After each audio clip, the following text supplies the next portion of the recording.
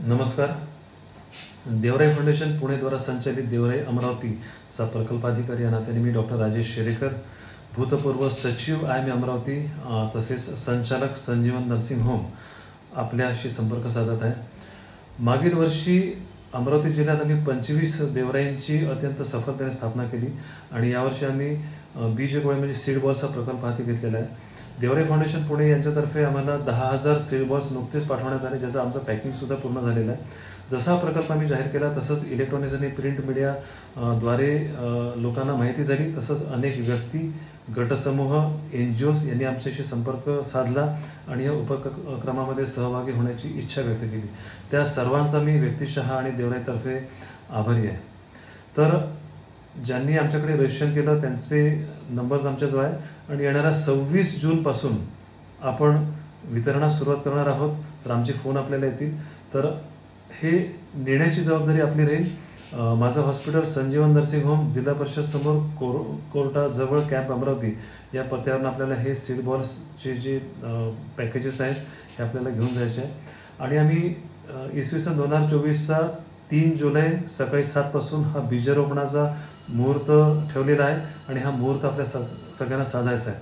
तर येणारा 3 जुलै 2024 सकाळी 7 पासून आपण बीज गोळ्यांच्या रोपणाला म्हणजे त्यांना ठेवण्याकरता आपण सुरुवात करणार आहोत आणि 26 जूनपासून त्याचं वितरण करणार आहोत. आता ज्या 5 प्रजाती आम्हाला देवराई फाउंडेशनतर्फे प्राप्त झाल्या, तर ह्या सीड बॉल्समध्ये वड, पिंपळ, चिंच, काटेसावर आणि शेवगा या 5 प्रजातींचा ह्या सीड बॉक्समध्ये समावेश करण्यात आलेला आहे.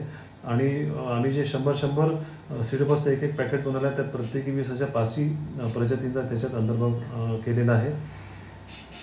सीड बॉक्स कुठे टाकायचे, तर सीड बॉक्स हे अशा ठिकाणी टाकू नये की ज्या ठिकाणी रस्ता बनणार आहे, की ज्या ठिकाणी कोणाचं घर बनेल, ज्या ठिकाणी लेआउट पडतील किंवा जे कोणाच्या आवारामध्ये, शेताच्या किंवा घराच्या आवारात येतील. सीड बॉल्स हे आपल्याला उघड्या माळरानामध्ये, खास करून ज्या ठिकाणी जंगलाची जागा आहे, आता आम्ही अमरावती जिल्ह्याचा जर विचार केला तर अमरावती जिल्ह्याबाहेर जाणारे जे इतर सगळ्या तालुक्यांकडे जाणारे रस्ते आहेत, खास करून मेळघाट ज्या ठिकाणी दऱ्याखोऱ्या आहेत, अशा ठिकाणी आपल्याला जाऊन सीड बॉल्स टाकायचे आहे.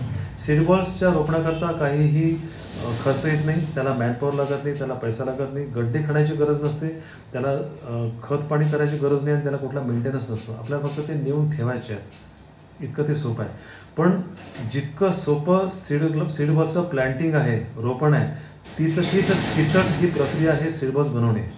मी देवराई फाउंडेशनचे सर्व संस्थापक अध्यक्ष श्री रघुनाथ ढोरे पाटील, त्यांच्या संस्थेचे पदाधिकारी आणि जे माझे शेतमजूर बंधू आणि भगिनी आहेत की ज्यांनी अत्यंत मेहनतीने हे 10,000 सीड बॉल बनवले आणि आम्हाला पाठवले, मी त्यांचा अत्यंत ऋणी आहे. कारण सीड बॉलमध्ये मध्यभागी एक बी असते आणि त्याच्यामध्ये मग माती, काळी माती, सेंद्रिय खत, शेणखत याचा तो गोळा बनवला जातो. सेंटरमध्ये म्हणजे मध्यभागी बी असते आणि त्याला एक चिकट मातीचं एक आवरण दिलं जातं बाहेरून की जेणेकरून सीड बॉल जेव्हा आपण टाकतो तर त्याला ते अंकुरित होईपर्यंत भूगर्भातील, भूपृष्ठावरील किडे, कीटक अथवा गगनविहार करणारे पक्षी यांच्यापासून त्यांना संरक्षण मिळावं. आणि आपण सीड बॉल टाकल्यानंतर जसे त्याच्यावर पावसाचे थेंब पडतात, ते सीड बॉल बर्स्ट होतं, ते फुटतं आणि त्यातील आतलं जे मटेरियल आहे ते त्या बीला अंकुरित होण्यास मदत करतं आणि त्याच्यापासून रोप वाढीला प्रारंभ होतो. आणि आता सगळी ही विशाल वाढणारी झाड आहे. तर ज्या मेहनतीने देवराई फाउंडेशन पुण्याने आम्हाला 10,000 सीड बॉल्स पाठवले, तर ही माझी आणि आपल्या सर्वांची सामूहिक जबाबदारी आहे की प्रत्येक सीड बॉलचा हा योग्यरित्या विनियोग झाला पाहिजे आणि प्रत्येक सीड बॉल अंकुरित होऊन त्यातनं विशाल महाकाय वटवृक्षाचं निर्माण झालं पाहिजे. आणि पुनश्च मी आपल्या सर्वांचा आभारी आहे की आपण या उपक्रमामध्ये सहभागी होत आहात. नमस्कार. जय हिंद, जय भारत, जय कृषक.